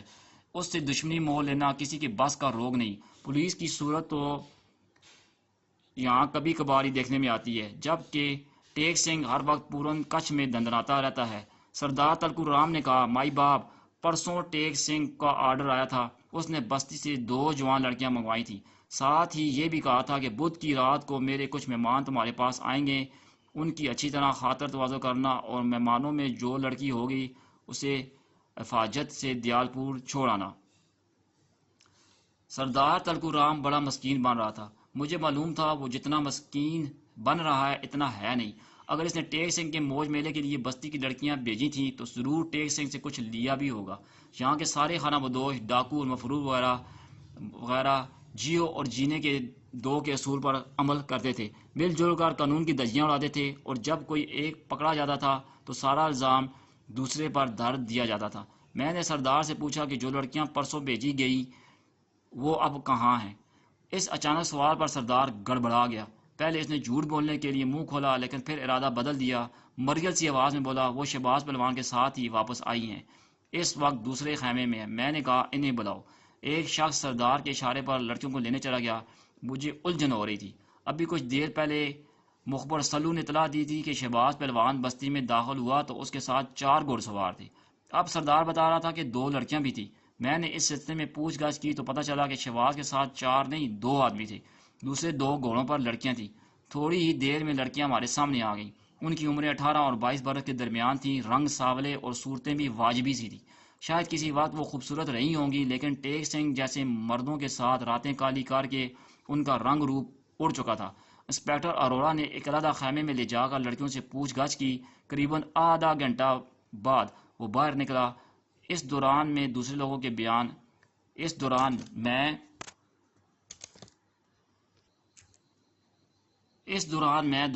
بیان لیتا رہا۔ انسپیکٹر اروڑا نے بتایا کہ لڑکیوں سے اس کے علاوہ اور کوئی خاص بات معلوم نہیں ہو سکی کہ سردار تلکو رام نے 2 راتوں کے بدلے ٹیک سنگھ سے آدھ سے چرس اور ریشمی کپڑے کے 2 تھان لیے تھے، اور یہ چیزیں اس وقت بھی تلکو رام کے خیمے میں موجود ہیں۔ لڑکیوں نے بتایا کہ انہیں ٹیک سنگھ کے ڈیرے کے بارے میں کچھ پتہ نہیں، انہیں آنکھوں پر پٹی باندھ کر وہاں لے جایا گیا تھا، اور واپسی کے وقت ویسے ہی اندھیری رات تھی۔ ڈیرے میں لڑکیوں کے ساتھ وہی کچھ ہوا تھا جو شرابی مردوں کے جمگھٹے میں 2 اجنبی لڑکیوں کے ساتھ ہو سکتا تھا۔ وہ 48 گھنٹے آن ڈیوٹی رہی تھیں۔ لڑکیوں کے بیان کے بعد تلکو رام کے خیمے کی تلاشی لی گئی تو چٹائی کے نیچے سے ایک زمین دوز جستی ٹرنک برآمد ہوا۔ اس ٹرنک میں ریشمی کپڑے کے کم از کم 15 تھان تھے، 10 سیر چرس اور 10 تولے کے طلائی زیورات تھے۔ یہ ساری آرام کی کمائی تھی جو اس سانسی سردار نے بستی کی عورتوں کو شرابی مردوں کے آگے ڈال ڈال کر جمع کی تھی۔ اہانت جرم اور جسم فروشی کے الزام میں سردار تلکو رام کو گرفتار کر لیا گیا، اور ہم زخمی درویش علی کو چارپائی پر ڈال کر دیالپور کی طرف روانہ ہو گئے۔ وچن سنگھ کے رشتہ داروں نے بھی اپنے زخمیوں کو اٹھایا اور دیالپور چل دیے۔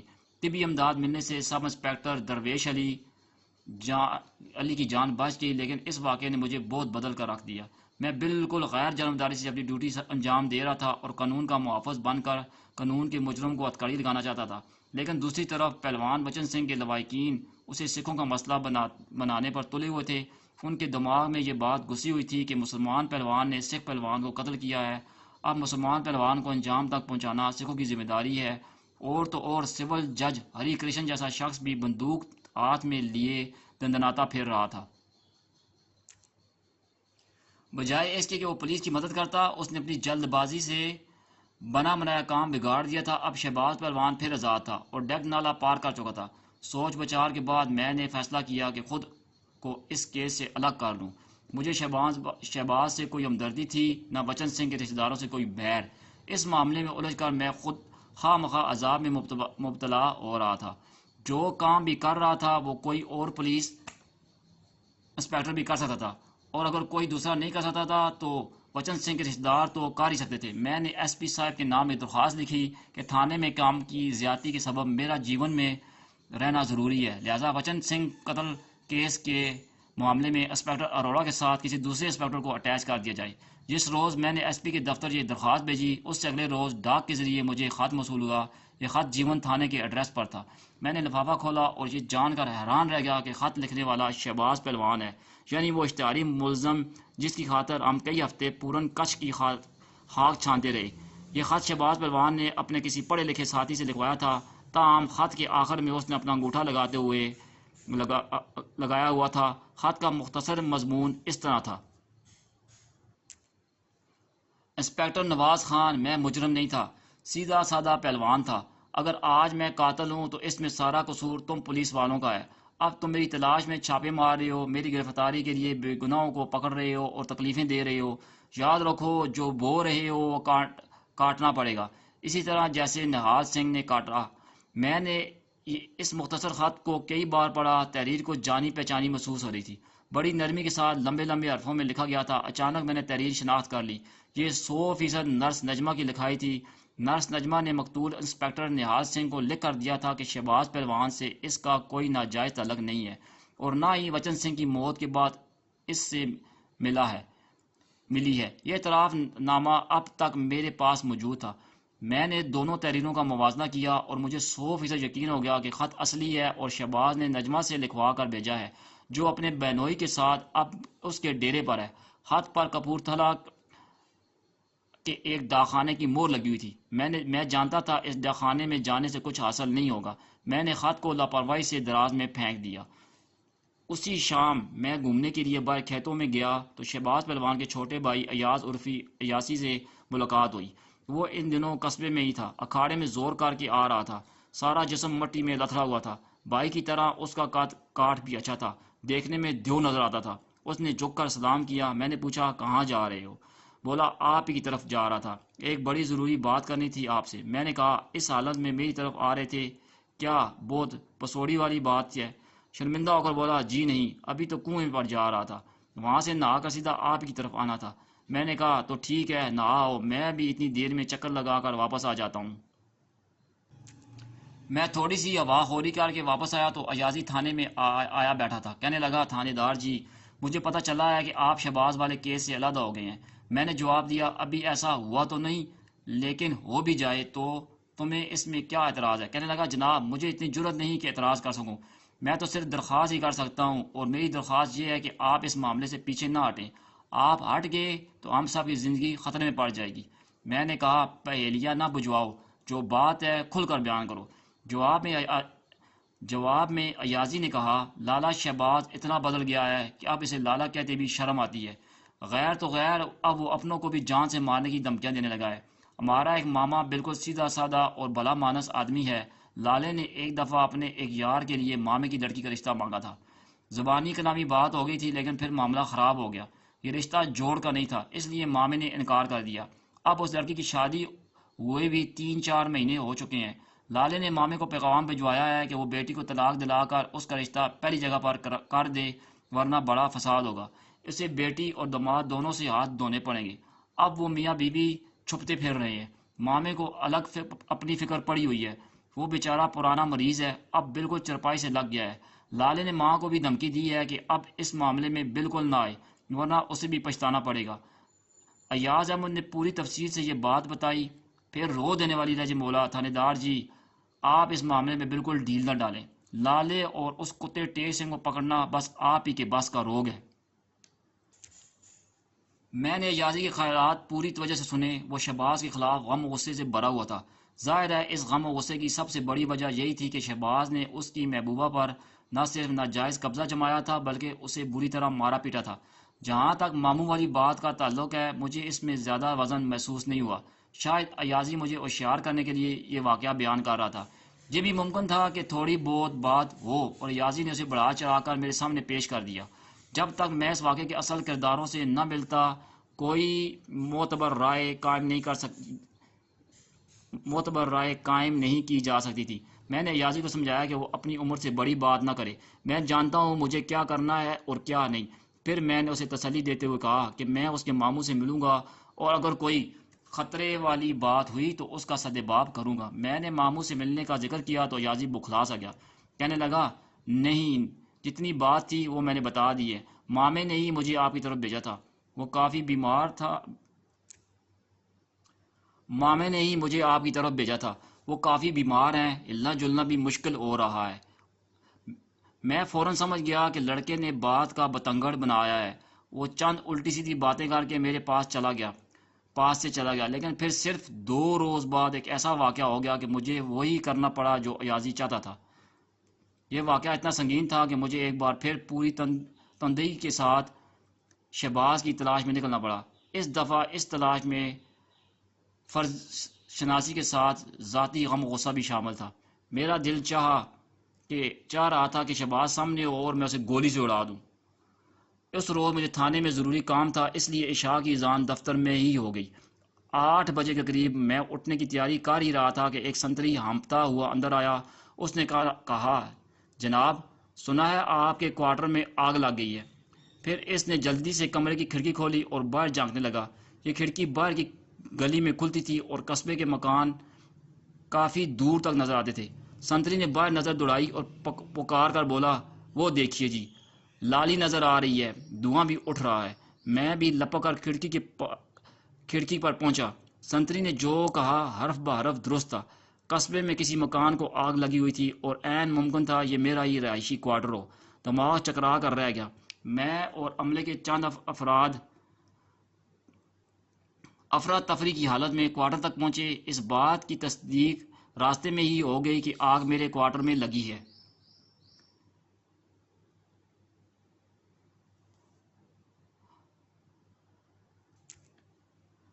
تھوڑی دیر بعد یہ منظر میں نے آنکھوں سے بھی دیکھ لیا۔ مجھے سب سے زیادہ فکر بلال شاہ کی تھی۔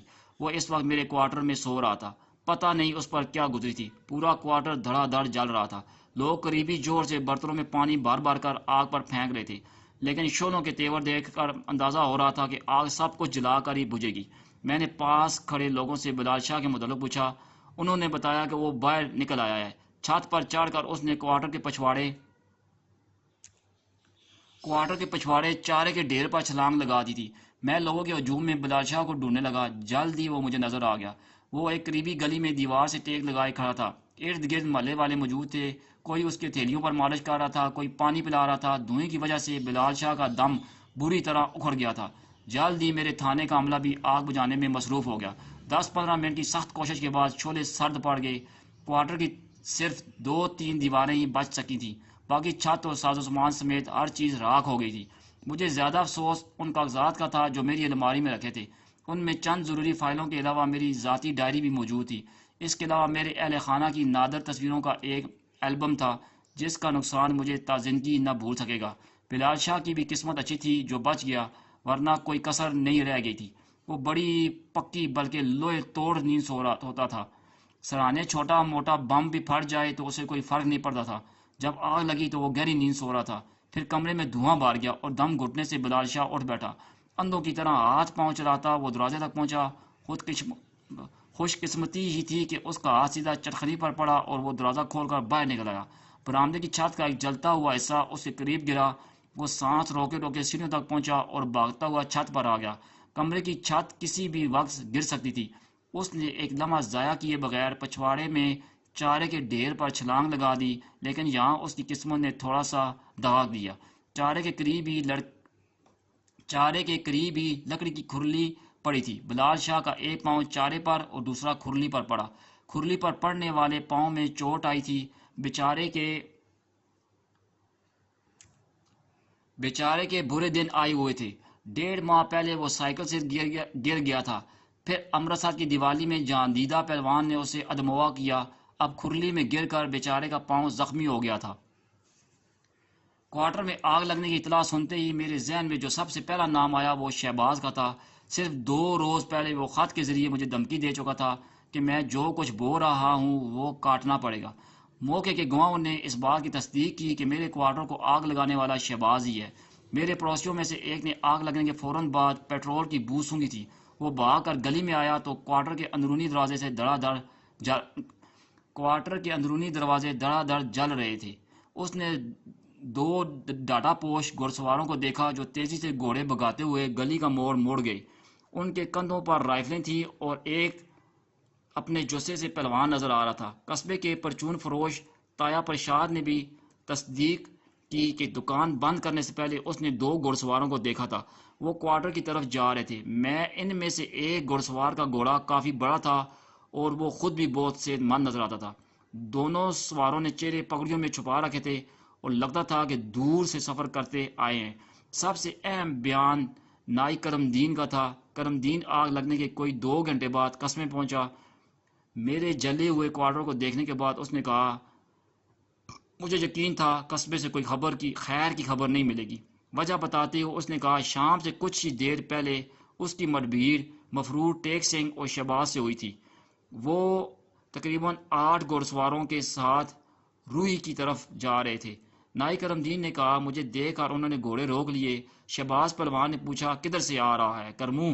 میں نے بتایا کہ ساتھ والے گاؤں میں ایک شادی کا شگن دینے جا رہا ہوں۔ شہباز پہلوان نے کہا، اے شگن میں نے بھی دینا ہے جیون میں، لیکن دل کرتا ہے خود ہی جاؤں۔ اس کے لہجے سے میں سمجھ گیا تھا کہ وہ کوئی خطرناک دھمکی دے رہا ہے۔ میں نے بات وہیں پر ٹھپ کر دی۔ شہباز پہلوان نے ولایتی شراب کی بوتل میری طرف اچھال دی اور نشے میں ہاتھ لڑا کر بولا، دوسروں کی شادیاں کراتے مر جاؤ گے، تمہاری اپنی شادی تو ہونی نہیں، کچھ اور نہیں تو اس لال پری کو ہی اونٹوں سے لگا لیا کرو۔ پھر وہ سب گھوڑے بگاتے جیون کی طرف چلے گئے۔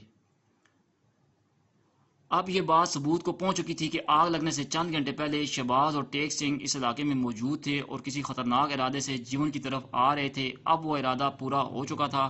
میرا گھر راکھ کا ڈھیر بن چکا تھا اور راکھ کے اس ڈھیر میں سے بلال شاہ بمشکل اپنی جان بچائی تھی۔ اس واردات کی خبر 12 گھنٹے کے اندر اندر امرتسر اور جلندھر تک پہنچ گئی۔ اگلے روز ایک مقامی اخبار میں چھوٹی سی خبر بھی لگ گئی۔ سرخی تھی، اشتہاری ملزم کی طرف سے پولیس انسپکٹر کو زندہ جلانے کی کوشش، سرکاری کوارٹر جل کر راکھ ہو گیا۔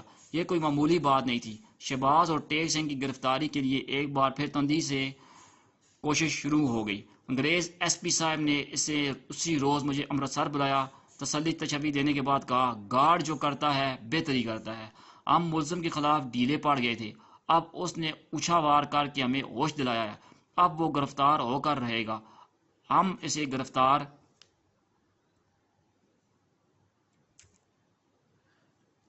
گرفتار کریں گے، چاہے اس کے لیے کتنا بڑا قربانی بھی دینا پڑے۔ اٹ از انڈرسٹوڈ ناؤ، تمہیں جس طرح کا ہیلپ چاہیے ملے گا، تم اس علاقے سے اچھی طرح واقف ہو، اس لیے ہم تمہاری درخواست نامنظور کرتے ہوئے تمہیں اس جا پر برقرار رکھنا چاہتا ہے۔ میں اب خود بھی اس جا پر برقرار رہنا چاہتا تھا۔ اس شخص یعنی شہباز پہلوان کے ساتھ شروع میں مجھے کچھ ہمدردی ضرور تھی، لیکن پھر اس کا رویہ دیکھ کر یہ ہمدردی کم ہوتی گئی اور اب بالکل ختم ہو چکی تھی۔ یہ ٹھیک ہے کہ وہ مسلمان تھا اور جلندر کی ایک سکھ برادری اس کی دشمن ہو رہی تھی، لیکن اس دشمنی کو ہوا دینے میں وہ برابر کا قصوروار نظر آ رہا تھا۔ دوست اور دشمن کی پہچان اس میں ختم ہو گئی تھی، یہاں تک کہ خونی رشتے بھی اس کے لیے بیکار ہو گئے تھے۔ وہ فروری کی ایک چمکیلی صبح تھی، میں ایک بار پھر پورن کچھ جانے کے لیے تیار ہو چکا تھا۔ محمود غزنوی کے 17 حملوں کی طرح میرا بھی پورن کچھ پر یہ چوتھا حملہ تھا۔ جیون سے روانہ ہونے سے پہلے میں نے ایازی سے بات چیت کی، وہ پولیس کی پارٹی کے ساتھ پورن کچھ جانا چاہتا تھا۔ اس کی خواہش تھی کہ شہباز کے خلاف کارروائی میں بھرپور حصہ لے۔ میں نے اسے سمجھاتے ہوئے کہا دیکھو تم یہاں رہ کر میری جتنی مدد کر سکتے ہو وہ پورن کچھ جا کر نہیں کر سکتے۔ میں چاہتا ہوں تم یہاں رہو اور جو کام میں تمہارے ذمہ لگاؤں اسے ٹھیک طریقے سے کرو۔ کون سا کام؟ اس نے نیم دلی سے پوچھا۔ میں نے کہا یہ بات تم بھی اچھی طرح جانتے ہو کہ شہباز کی کوئی محبوبہ ہے جو امرتسر میں رہتی ہے اور شہباز کو رکے وغیرہ بھی لکھتی رہتی ہے۔ ایازی اقرار میں سارا لانے لگا۔ میں نے کہا اس لڑکی کا ابھی تک کوئی سراغ نہیں مل سکا، مجھے یقین ہے وہ لڑکی ہاتھ آ جائے تو شہباز زیادہ دیر آزادی کے مزے نہیں لوٹ سکے گا۔ تم کسی طرح اس لڑکی کا کھوج لگا لو، یہ بہت بڑا کارنامہ ہوگا اور مجھے یقین ہے کہ تم یہ کام کر بھی سکتے ہو۔ شہباز تمہارے گھر کا بندہ تھا، اس کے ملنے جلنے والے سارے تمہاری نظر میں ہوں گے، پوچھ گچھ کرو گے تو کوئی تم پر شبہ بھی نہیں کرے گا۔ بات کچھ ایازی کی سمجھ میں آ رہی تھی، لیکن اس کے ساتھ ساتھ چہرے پر الجھن بھی تھی۔ کہنے لگا تھانے دار جی، کبھی کبھی تو لگتا ہے کہ نرس نجمہ ہی وہ لڑکی ہے، دیکھے نا اب وہ ٹیک سنگھ کے ڈیرے پر ہے اور مزے سے وہاں رہ رہی ہے۔ میں نے کہا یہ تمہاری سوچ ہے، لیکن میں ایسا نہیں سمجھتا۔ مجھے یقین ہے شہباز کی محبوبہ کوئی عام شکل لڑکی نہیں ہوگی، اور تم نے دیکھا ہی ہے نرس نجمہ بالکل معمولی لڑکی ہے، وہ بڑے دعوے سے شہباز کو بھائی بھی کہتی رہی ہے۔ ایازی جز بز نظر آنے لگا۔ میں نے اس کی خاموشی سے فائدہ اٹھاتے ہوئے کہا تم اپنے دماغ سے یہ بات نکال دو کہ نرس نجمہ ہی وہ لڑکی ہے، بس یہ سمجھو کہ وہ لڑکی اس وقت امرتسر میں ہے اور تمہیں اسے ڈھونڈ کر سامنے لانا ہے۔ تھوڑی سی کوشش کے بعد میں نے ایاز کو اس کام کے لیے تیار کر لیا اور وہ مجھ سے رخصت ہو کر اسی وقت امرتسر روانہ ہو گیا۔ اب وہ ابھی تھانے سے نکل کر چند گز دور ہی گیا ہوگا کہ میری نگاہ اس کرسی پر پڑی جہاں وہ بیٹھا ہوا تھا۔ وہاں سرخ رنگ کا ایک بٹوا پڑا تھا۔ یقینی بات تھی یہ بٹوا ایازی کی جیب سے گرا ہے۔ میلوں ٹھیلوں سے ملنے والا یہ ایک سستا سا بٹوا تھا۔ شوقین لڑکے ایسے بٹووں میں ایکٹریسوں کی تصویریں بھی لگا لیتے تھے۔ ایازی نے کھلے بازوں والی ریشمی قمیض پہن رکھی تھی۔ ایسی قمیضوں کے پہلو میں جیب ہوتی ہے۔ غالباً جیب سے کوئی چیز نکالتے ہوئے غلطی سے اس نے بٹوا کرسی پر گرا دیا تھا۔ میں نے بٹوا پکڑ کر کھولا اور سنتری کو پکارنے کے ارادے سے دروازے کی طرف دیکھا۔ مقصد یہ تھا کہ سنتری بٹوا ایازی کو دے آئے، لیکن پھر ارادہ بدل دیا۔ بٹوا کھولتے ہی میری نظر ایک تصویر پر پڑی تھی۔ یہ تصویر کسی ایکٹریس کی نہیں تھی، یہ ایک نوجوان لڑکی تھی جو کسی دروازے سے اندر داخل ہو رہی تھی۔ اس کا ایک ہاتھ دوپٹے پر تھا، لگتا تھا لڑکی کو بتائے بغیر تصویر اتار لی گئی ہے۔ بڑی مدھم سی تصویر تھی۔ غور کیا تو پتہ چلا کہ لڑکی کے پیچھے ایک گھوڑے کی گردن اور لکڑیوں کا گٹھا بھی نظر آ رہا ہے۔ تصویر کے پیچھے دل بنا کر اس میں سے تیر گزارا گیا تھا اور بڑے دردناک شعر لکھے تھے۔ مجھے یہ سمجھنے میں ذرا بھی دشواری نہیں ہوئی کہ یہی لڑکی ایاز کی محبوبہ صفیہ ہے اور اسی کی وجہ سے بڑے بھائی کے ساتھ اس کی لڑائی ہوئی ہے۔ صاف پتہ چل رہا تھا کہ یہ تصویر ٹیک سنگھ کے ڈیرے پر ہی کہیں اتاری گئی ہے۔ میں کچھ دیر لڑکی کے خد و خال پہچاننے کی کوشش کرتا رہا، پھر شعر پڑھنے لگا۔ ان شعروں میں جہاں محبوب کی جدائی کا رونا تھا، وہاں اس خونی رشتے سے گلہ بھی تھا جس نے پیار کرنے والوں کے دلوں پر آرے چلائے تھے اور ہوس میں اندھا ہو کر مہکتی کلیوں کو بے رحمی کے کانٹوں میں پرو دیا تھا۔ اس تصویر اور تصویر پر لکھے شعروں سے اندازہ ہوتا تھا کہ صفیہ نام کی وہ لڑکی ایازی کے دل پر گہری لگی ہوئی ہے، اس کی جدائی میں تڑپتا ہے اور بڑے بھائی کے سلوک کا ماتم کرتا ہے۔ بٹھوئے میں کوئی اور چیز میرے کام کی نہیں تھی۔ میں نے سنتری کو بلا کر بٹھوا اسے دے دیا اور کہا کہ وہ اسے ایازی کے گھر پہنچا دے۔ اسی شام ہم براہ راستہ کپورتھلا پورن کچھ پہنچ گئے۔ ایک بار پھر وہی ریسٹ ہاؤس ہمارا مورچہ تھا جہاں ہم اس سے پہلے کئی ہفتے گزار چکے تھے۔ ایک طرح سے اس ریسٹ ہاؤس تک پہنچ کر ہماری دوڑ ختم ہو جاتی تھی۔ اس سے آگے ڈیک نالا تھا اور نالے کے پار وہ خطرناک جنگل میلوں تک پھیلا ہوا تھا جہاں داخل ہونا موت کو دعوت دینا تھا۔ ہماری بدقسمتی تھی کہ پچھلے 2 ماہ میں شہباز 3-4 دفعہ اس جنگل سے باہر آیا تھا، لیکن ہم اسے گھیر نہیں سکے۔ اب ہمیں خود اسی جنگل میں گھسنا تھا یا پہلے کی طرح ایک بار پھر منہ لٹکا کر اس کا انتظار کرنا تھا۔ گھوم پھر کر میری سوچ ہر مرتبہ شہباز کی گمنام محبوبہ کی طرف چلی جاتی تھی۔ اس لڑکی کا کھوج لگ جاتا تو شہباز کو کسی نہ کسی بہانے اس پناہ گاہ سے باہر نکالا جا سکتا تھا، مگر وہ گدھے کی سار سے سینگوں کی طرح غائب تھی اور کوئی ایسا قریبی رشتہ دار بھی نہیں تھا جس کے ذریعے شہباز پر دباؤ ڈالا جا سکتا۔ 2 ہفتے پہلے شہباز کی والدہ بھی اپنے دونوں بیٹیوں کو لے کر کہیں روپوش ہو چکی تھی۔ غالباً وہ پولیس کی کھینچاتانی سے بچنا چاہتی تھی۔ ویسے وہ روپوش نہ بھی ہوتی تو مجھے اس سے کچھ لینا دینا نہیں تھا۔ یہ میرا طریقہ کار ہی نہیں تھا۔ کسی بے گناہ سے زیادتی کر کے یا اس کی زندگی خطرے میں ڈال کر ایک ملزم کو پکڑنا میرے نزدیک فرض شناسی نہیں ہے۔